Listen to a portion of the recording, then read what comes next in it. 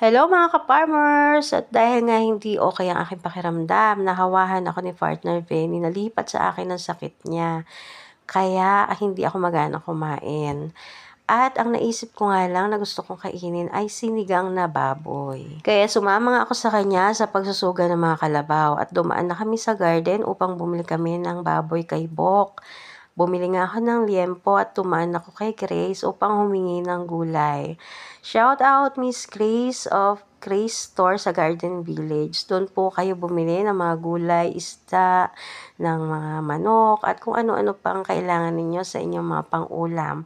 Mura lang po ang kanyang mga paninda at kapag umaga po kayo nagpunta, sigurado pong sariwa. Ang mga manok po doon ay mga bagong katay. At talaga naman pong hindi pa kayo tumatawad, dinidiscountan na kayo. So, thank you Miss Grace dahil talaga namang napakalaking bagay ang mga libreng ulam na ibinibigay mo sa amin. God bless you more and to your family also. Thank you and God bless to your family. Kapag tinangkilik niyo po ang tindahan ni Grace, nakakatulong din kayo sa mga magsasaka at sa mga nangangailangan dahil po yung tindahan na yon, doon po ibinabagsak ang mga ani na mga gulay o anumang produkto ng mga magsasaka. Yun po ay agreement namin ni Grace. Nabibili niya ang paninda ng mga magsasaka at ibebenta naman din niya. So, kumita siya at natulungan pa niya yung mga magsasaka. Ganon din yung mga nangangailangan. Pag humingi ng tulong sa akin, papupuntahin ko kay Grace, pinagtutulungan po namin sa abot ng aming makakaya. So, hindi lang po basta negosyo ang Grace Store. Yun po ay mayroong layunin na pasa-pasa tulong. Nawa po ay maging bahagi kayo, tangkilikin nyo ang kanyang produkto at nakinabang na kayo, nakatulong pa. Yun po, thank you.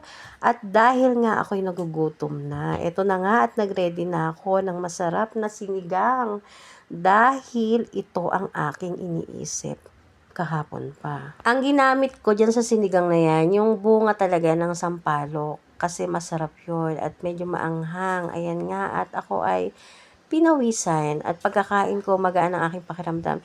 Itong si partner Benny ko, suot na naman ang kanyang favorite na may nakalagay na my boat is not for sale. Kaya nga nung halalan, hindi kami nagkapera dahil dyan naman. Okay lang naman nga kapag halalan talagang kami hindi magkapera at wala namang problema doon. Basta kami bumuboto kung sino yung alam namin na gusto namin at talagang alam namin maaasahan, di ba? So, nalayo na yung kwento mula sinigang hanggang halalan. So, yun lang muna for now. Maraming salamat sa inyong panonood.